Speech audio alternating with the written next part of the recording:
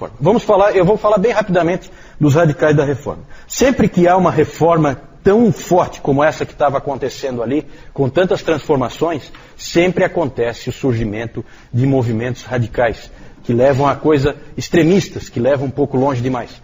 Na Alemanha, quando Lutero ficou aqueles 10 meses em Wartburg, um outro indivíduo, um outro professor de Wittenberg assumiu o controle do que vinha acontecendo.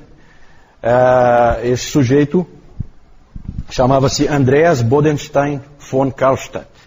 E esse Karlstadt, ele era um indivíduo que radicalizou mais. Ele, assim que o Lutero saiu, ele já foi nas igrejas, arrancou todas as imagens e foi fazendo coisas que o Lutero não faria, né? O problema era um problema de velocidade. Ele estava fazendo muito rápido.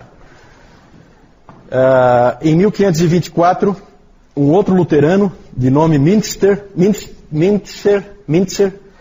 ele organizou um levante de camponeses contra os nobres na cidade de Austerlitz. Então é o uso político do que está acontecendo, certo? Então nós vamos aproveitar o momento político e ele arregimentou os camponeses, certo? Para atacar os nobres. Porque eles eram realmente oprimidos e tal, só que o Lutero não concordava com esse tipo de atitude, certo? Porque não é assim que se ganha essa batalha, não é com armas humanas que você vence essa luta. Então o Lutero, numa pregação, chamou a esses indivíduos de espíritos arruaceiros e assassinos. Era assim que ele chamava eles. O Karlstadt se incomodou com essa referência não muito elogiosa do Lutero, e inclusive se incomodou pelo fato dele ter sido colocado junto com o Mintzer nesse comentário. Aí ele foi tomar satisfação com o Lutero. O Mintzer reagiu pregando aos camponeses contra o Lutero, chamando o Lutero de irmão porco gordo e irmão vida mansa. Certo? Então, eles usavam assim umas expressões carinhosas nesse tipo. Não era uma época assim de muito politicamente correto, né? Eu não vou com a tua cara, eu falo mal de ti mesmo. Era assim que funcionava.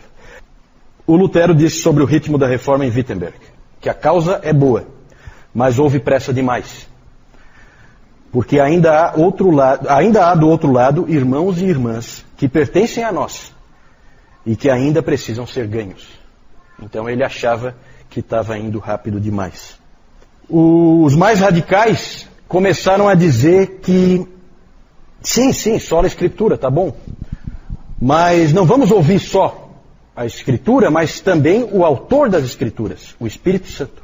Então começou a aparecer esses pregadores visionários que começaram a levar o povo em direções perigosas, porque eles diziam que recebiam informações do que fazer diretamente do Espírito Santo, né? Então esse tipo de coisa, esse tipo de radicalismo acontece. Esses que diziam que o Espírito Santo falava com eles, o Lutero, naquele estilo dele também, disse a respeito deles: esses são os que engoliram o Espírito Santo, com penas e tudo. Não é muito... uma maneira muito respeitosa de falar, mas é claro que ele está pensando na figura do pombo descendo sobre Jesus Cristo, né? E ele estava irritado com esses sujeitos. Vamos ver em Zurique. Em Zurique, em 21 de janeiro de 1525, um sujeito chamado Konrad Grebel, ele batizou um outro homem, de nome George Blaurock. E esse George Blaurock depois batizou outras pessoas. Tudo bem, até aí tudo bem. O problema é que esses indivíduos já tinham sido batizados quando eram bebês na Igreja Católica. Certo? E isso gerou um problema do tamanho do mundo. Porque batismo só pode ter um. E esses indivíduos estavam batizando pela segunda vez. São os anabatistas. Ana pela segunda vez e batista de batismo, né? Então eram batizados pela segunda vez. E esses homens eram um problema para o Zwinglio, porque esses homens que eu citei eram irmãos, eram amigos de Zwinglio. E eles estavam fazendo aquilo por causa da pregação do Zwinglio. Que é as Escrituras, o que as Escrituras dizem e nada mais. Só que não era esse o entendimento da igreja de que você podia ser batizado novamente e que o batismo quando você era bebê não valia nada porque você não cria. E então surgiu esse movimento anabatista, contrariando séculos e séculos de um pensamento diferente. Eles foram sempre perseguidos eles foram perseguidos tanto pelos católicos como pelos protestantes. Esses indivíduos sofreram muito, esses anabatistas. 85% deles foram mortos por católicos e 15% por protestantes. De qualquer maneira, os protestantes têm aí 15% que eles vão ter que explicar por que fizeram isso, né? Normalmente os católicos queimavam eles e os protestantes afogavam, né? Bem irônico, né? Já que eles queriam ser batizados de novo. Então tem essas coisas ruins que aconteciam, né? Esses indivíduos, eles defendiam o batismo de crentes, como os batistas fazem hoje. Eles defendiam a liberdade religiosa. É claro que ninguém nunca vai saber se eles defenderiam a liberdade religiosa se eles fossem maioria, né? Porque isso é uma coisa muito bonita de dizer quando você é minoria, né? Mas eles defendiam, em tese, a liberdade religiosa, e eles defendiam a separação da igreja em relação ao Estado, certo? Havia alguns que eram muito radicais e eles, na verdade, queriam o sola escritura levado a um extremo, ignorando toda a história da igreja, começando do zero ali. Coisa que nenhum dos reformadores queria fazer de maneira alguma. Um anabatista disse o seguinte: tolo Ambrósio, tolo Agostinho, tolo Jerônimo, tolo Gregório, dos quais nenhum só conhecia o Senhor, nem foi enviado por Deus para ensinar. Pelo contrário, eram todos apóstolos do anticristo. Então veja a atitude radical aí, né? Claro que isso aí é um indivíduo, não é o pensamento de todos. Então os anabatistas são conhecidos como anabatistas, na verdade eles se chamavam de irmãos suíços. Era o nome que eles usavam. Anabatista é o nome que os outros davam para eles, né? Vejam que o rebatismo não era só um pecado, gente. O rebatismo era um crime punido pelo poder público. Por isso que eles eram queimados, né? Porque se você não tem o apoio do poder público, você não consegue fazer, né? Era o poder público que executava. Então, mas é uma mancha realmente o que foi feito. O interessante é que quando eles tomam o poder, eles não são muito melhores. Não tem ser humano bom e ser humano ruim, todos são ruins. Quando eles assumiram essa cidade de Münster, eles assumiram o controle dessa cidade, os anabatistas. E aí eles implantaram ali uma teocracia no estilo do Velho Testamento, valiam as leis do Velho Testamento. Aí começou a ter todo tipo de barbaridade, as pessoas eram condenadas por qualquer coisa, eram mortas. Havia poligamia, havia uma série de coisas acontecendo.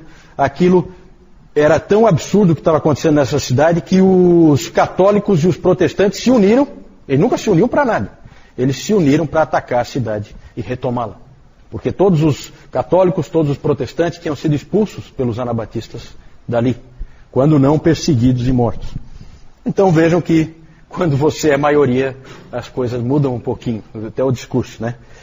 Só que diante da ruína de Münster, depois que ela foi recuperada pelas tropas católicas e protestantes, surgiu das ruínas um grande líder para os anabatistas, chamado Menno Simons.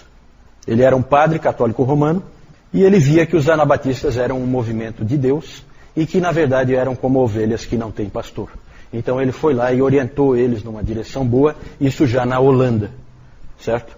Dali nós temos algumas igrejas que existem até hoje, como por exemplo a igreja menonita, né? Menonita vem do próprio nome do Menno Simons, né? Os menonitas. O legado dos anabatistas. O que eles deixaram?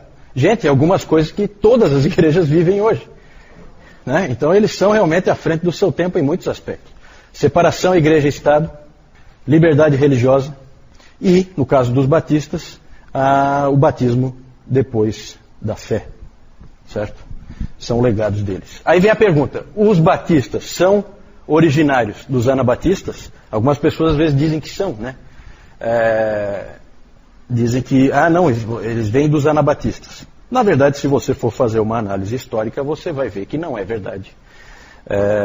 Eles, com certeza, as ideias deles influenciaram os primeiros batistas, né? Por quê? Porque eles fizeram uma interpretação da palavra que pode estar certa. E nós vamos checar. E nessa checagem eles concordaram. Mas os batistas, com certeza, são originários dos puritanos ingleses, certo? Ok. Ali então o Karlstadt, e aqui o que ele estava fazendo, né? Então ele botava o pessoal para tirar ali imagens, ó. Tudo isso incomodou o Lutero porque estava indo rápido demais. Isso aí ia, na verdade, levar o povo a ficar meio sem chão. Tudo tem o seu tempo. Esse é o Mintzer, que chamou o Lutero de irmão porco gordo e irmão vida mansa. Aqui o Menno Simons e aqui os anabatistas, aqui os pés sendo amarrados, os pés e as mãos, e eles vão ser jogados no rio para se afogarem. Né? Nada bonita essa história. Aqui então o mapa em que eu quero mostrar algumas dessas cidades que nós já falamos aqui. Está dando para enxergar aí o mapa, mais ou menos? Então aqui um pedaço da Europa só, né? Aqui embaixo a Itália, né? A bota da Itália aqui, famosa, Mar Mediterrâneo, a França, a Suíça e a Alemanha. Então é bem claro aqui que do Renascimento a coisa migra para o norte, certo? Aqui é Florença. Aliás, desculpa, aqui é Florença. Aqui é Florença, onde estava o Savonarola, onde estava o Michelangelo, o Leonardo da Vinci é um florentino. Aqui é Milão, também é uma cidade importante no Renascimento, então aqui o norte da Itália. Aqui, lá em cima, no norte, é Wittenberg. Aqui, essa cidade, que número tem ali? Acho que é Worms ali, né? É, Worms. Worms. Então aqui que Lutero teve que se apresentar. Aqui, bem no meio da Alemanha, fica Wartburg, o castelo de Wartburg, onde ele ficou então, ele foi aqui capturado e foi levado para lá, ficou aqueles 10 meses. Certo? Aqui, essa estrelinha aqui, 4, é Marburg, onde houve o encontro entre Lutero e Zwinglio, e que eles não se entenderam. Certo? Que mais? Aqui Zurique. Zurique fica aqui próximo à fronteira com a Alemanha, certo? E aqui embaixo Genebra, próximo à fronteira com a França. Tanto que Zurique é Suíça de fala alemã e Genebra é Suíça de fala francesa. Aqui é Paris, só para vocês terem uma ideia, para ter uma localização de onde fica Paris. Aqui essa cidade é Estrasburgo, na fronteira com a Alemanha. Já vamos falar dela daqui a pouco, então já estou mostrando antes. Aqui é Roterdã, onde estava o Erasmo. E aqui é Münster, onde os anabatistas tomaram o controle da cidade. E o Menno Simons depois levou, então, os anabatistas para a Holanda, porque realmente é muito próximo. Certo?